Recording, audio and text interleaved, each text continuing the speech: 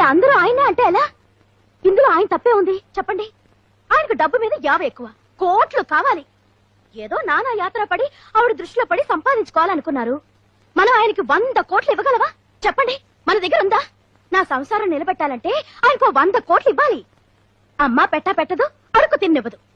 ఇటు మనమో ఇవ్వక ఆయన్ని సంపాదించుకోనివ్వక ఇలా వేధిస్తే ఎలా చెప్పండి? అలా చెప్పు.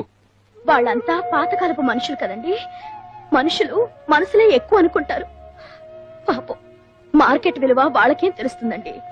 కోట్లు పారేస్తే ఓట్లు కొనుక్కున్నట్లు మనుషుల్ని మనసుల్ని కొనుక్కోవచ్చు. అంతదాకా ఎందుకు? నా దగ్గర 25 లక్షలు ఉంది కాబట్టి మిమ్మల్ని కొనుక్కున్నాను. శిరీష్ దగ్గర 100 కోట్లు ఉన్నాయి కాబట్టి మిమ్మల్ని కొనుక్కోగలుగుతుంది. రేపు 1000 కోట్లు ఉన్నదాన్ని దృష్టిలో పడితే అది కొనుక్కుంటుంది. మార్కెట్ లో మనీ ఎవరి చేతిలో ఉంటే వాళ్ళదే పై చెయ్యి. నువ్వు నాకు సపోర్ట్ ఇస్తున్నావా?